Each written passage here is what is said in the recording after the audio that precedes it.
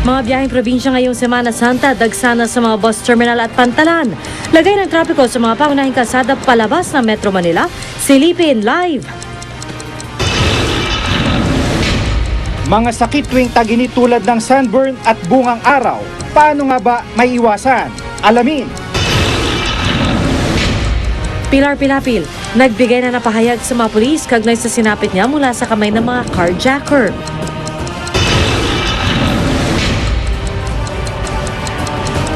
Ilang pasyalan, kainang ipinagmamalaki ng lalawigan ng Rizal. Unang sulyap sa muling pagsabak ni Charisse sa US TV musical na Glee.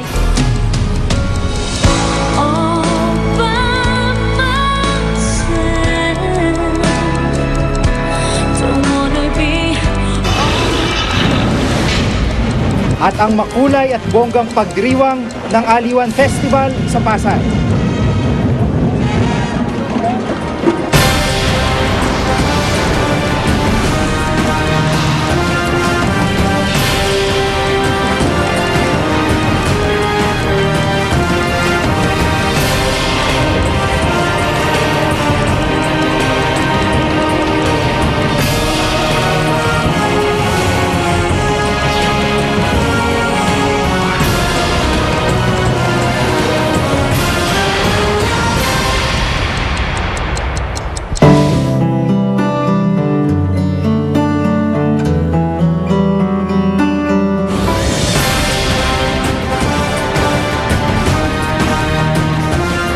Gabi po, dagsana sa mga bus terminal, paliparan at pantalan ang mga pasaherong uuwi sa mga probinsya para sa Semana Santa. Sa Araneta Center Bus Terminal, doble higpit ang seguridad na ipinatutupad upang masigurong ligtas at komportable ang biyahe ng mga bakasyonista.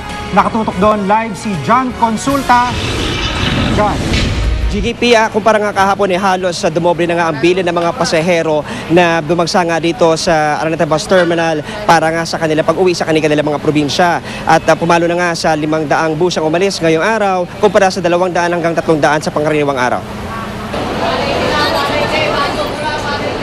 Sa bungad pa lang, mahigpit na ang seguridad. Mahigpit na iniinspeksyon ng mga bagahe ng mga biyahero para matiyak na walang mga kapuslit na pinagbabawal na gamit tulad ng baril, patalim at explosive devices.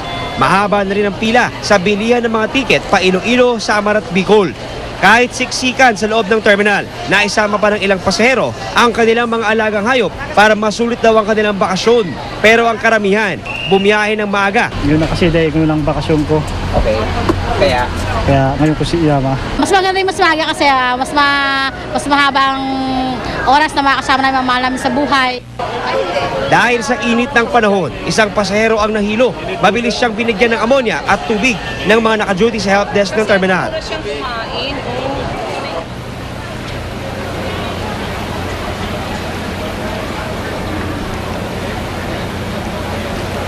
GGP, medyo nabigla nga ilang sa mga pasahero sa parang pagtaas ng presyo ng pamasahe na kanilang napansin nang nagsimula na nga bumili ng ilang mga tiket. Pero paglilinaw ng Araneta Bus Terminal, walang nangyaring pagtaas. Sa halip ay inalis lamang yung diskwento na karaniwang binibigay sa tuwing merong off-season. Kaya maliwanag daw na walang nangyaring pagtaas at sumasang-ayon pa rin sa umiiral na tarima ang mga presyo ng pamasahe na ibinebenta dito sa Araneta Bus Terminal.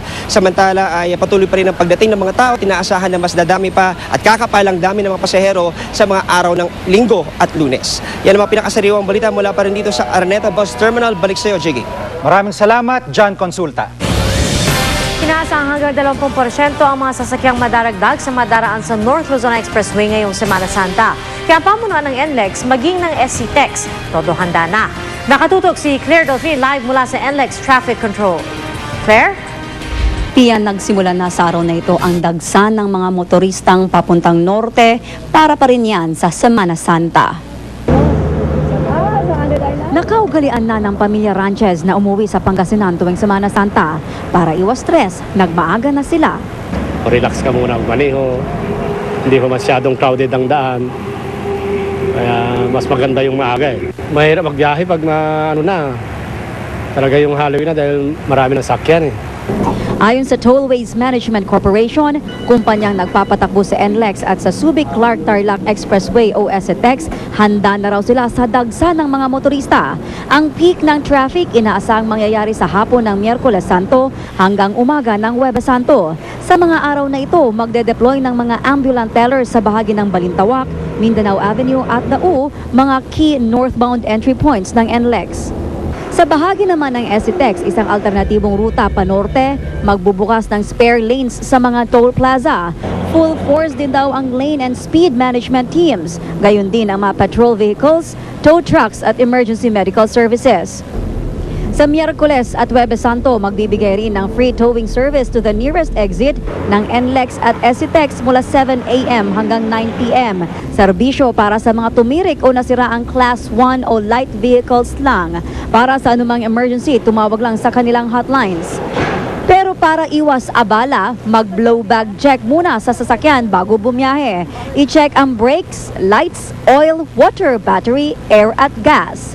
Wala po kaming day off. In fact, ma'am, kung nag-holiday po yung ating karamihan sa ating mga kababayan, kami naman po, nagdadagdag pa po kami konti kasi para nga po mai-assist natin na maayos po yung pag-travel ng ating mga kababayan papunta sa probinsya at pagbalik din po dito sa Maynila. Pia, bahagyang nag-traffic build-up sa may Balintawak area kaninang umaga pero sa mga oras na ito, maluwag pa naman ang traffic flow dito sa NLEX, gayon din sa SETEX. Pia. Maraming salamat, Claire Delphine. Sa mga daraan naman sa South Luzon Expressway, narito po ang pinakahuling sitwasyon ng trapiko. Ang nasa kaliwang bahagi po ng inyong screen ay ang papuntang southbound lane, papuntang Laguna yan at Batangas. Sa mga sandaling ito ay medyo magaan naman po ang daloy ng trapiko at wala namang kaproblema tayong nakikita at saka na naman ay ang northbound lane. Ganon din po ang sitwasyon, magaan naman po ang daloy ng trapiko at tuloy-tuloy ang daloy ng mga sasakyan. Pinapaalalahanan po namin ang lahat na mag-ingat sa pagmamaneho dahil sakaling magkaproblema sa daan. Narito po ang hotlines ng South Luzon Tollway. Meron din po sa Skyway at meron din naman sa Star Tollway. May emergency call boxes din sa kabaan ng mga highway na iyan. Mahigpit namang binabantayan ng mga otoridad ng mga bangka at barko para masigurong walang overloading. Nakatutok si Salima Refran live mula sa Batangas Port. Salima? Pia, halos sumiple na ang dami ng mga pasaherong dumadagsa dito sa Batangas Port para magbakasyon sa mga probinsya ngayong Semana Santa. Pero ang ilan sa kanila nagulat sa pagtaas ng presyo ng pasahe. Madalas umuwi ng Calapan si Fe, pero nagugulat pa rin daw siya sa pagtaas ng pasahe sa ferry. Last March lang ako lumuwas, 290. From 240 to 90, then 300 ngayon. Ayon sa ilang shipping companies, nagtaas sila ng 7 to 13% sa pamasahe dahil sa pagtaas din ng mga produktong petrolyo. Hindi dumaan sa hearing ang taas pasahe dahil deregulated ang shipping industry. Ibig sabihin, di nakakapagtaas sila ng ng kanilang rates pagka kinakailangan. Todo pagbabantay naman laban sa overloading ang Batangas Port. Masusing tinitimbang ang mga kargamentong sinasakay sa ro-ro vessels. Ini-inspeksyon din ang mga kargamento. Safety is paramount dito sa amin. Yun ang always priority ng kahit sinong government agency. Dala ng Philippine Ports Authority, mahigit 12,000 mga pasaherong umalis ng Batangas Port kahapon. Halos triple na ito ng daily passenger average ng padalan na 5,000. Kaya naman mas mahigpit ng seguridad. Nagkalat din ng Coast Guard at kanilang K9 units. Nagtayo na rin ng help desk upang umagapay sa mga pasahero. Pia, paalala sa mga pasahero, mas mainam na magpabook na at bumili na ng ticket bago pumunta rito. Mahaba kasi ang pila sa bilihan at mas mahaba naman ang proseso ng inspeksyon. At yan ang pinakahuling balita mula dito sa Batangas. Balik sa iyo, Pia. Maraming salamat, Salima Refran. Magplano, magsiguro, makibalita. I am ready. Serbisyong totoo, hatid ng GMA News. Mga kapuso, sabi ng Pag-asa, posible raw pumalo sa 36 degrees Celsius ang temperatura sa Luzon ngayong summer. Ang sobrang init na yan maaaring magdulot ng iba't ibang uri ng sakit sa balat. Para makaiwas dyan, alamin ang ilang tips sa pagtutok ni Ruth Cabal. Mahilig daw tumambay at makipaglaro sa labas ng bahay ang 3 taong gulang na si Adrian. Kanina lang napansin ng kanyang inang mayroon ng bungang araw ang bata. Kanina umaga, lumabas siyang dami. Pero wala naman po siya lagnat. Payo ng DOH para maiwasan ang kating dulot ng bungang araw, pwedeng lagyan ng apektadong bahagi ng pulbo na may starch o kaya'y calamine lotion. Ang matagal na pagbabad naman sa ilalim ng araw, halimbawa sa mga beach, theme park at iba pang pasyalan, pwedeng magdulot ng sunburn. Payo ng DOH gumamit ng sunblock. Mas mataas ang sun protection factor o SPF, mas matagal ang proteksyong binibigay. You should apply it liberally, hindi yun ang titipid.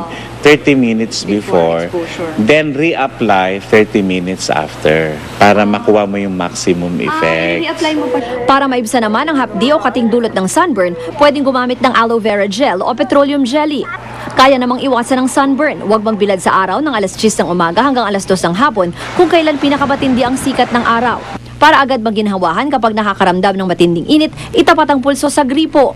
Ang sobrang sunburn ay maaari raw magdulot ng heat stroke. Para maiwasan din ang iba pang sakit sa balat, sore eyes, ubot sipon, at iba pang nakakahawang sakit na pangkaraniwan tuwing summer, ugaliin ang madalas sa paghuhugas ng kamay. Pero importante talaga yung paghuhugas ng kamay. Everything comes from our hands. Tandaan nyo, mga sakit ng summer, may kinalaman sa interaction ng mga tao. Kasi this is the time that people go out, that people play, people have fun. So mas ano yung interaction. Ruth Cabal, Nakatutok, 24 Oras. This doesn't spend. Sa Semana Santa, importante ang seguridad ng bawat isa, lalo pat kadalasang sinasabayan ito ng pag-atake ng mga kriminal. Narito ang ilang iwas krimen tips ng PNP. Laging maging alerto sa mga tao sa paligid. Umiwas sa mga delikado, madidilim at makikipot na lugar na maaaring pagtaguan ng mga kriminal. Kung maaari, laging magsama ng kaibigan o kaanak kapag may lakad. Siguraduhing nakatago o maayos ang pagkakadala ng mga bag. Kapag sasakay naman ng bus o jeep, iwasan magbukas ng wallet. Huwag ding magsuot ng mga alahas o iba pang mamahaling accessory. At kapag may krimen, agad itong i-report sa mga otoridad. Susunod! Aktres na si Pilar Pilapil nagbigay na ng pahayag sa mga polis kaugnay ng pananaksak sa kanya ng umano'y mga carjacker. Ang mga ipinagmamalaking kainan at pasalan ng lalawigan ng Rizal. At silipin ang ilang eksena sa pagbabalik ni Charisse sa hit TV musical na Glee.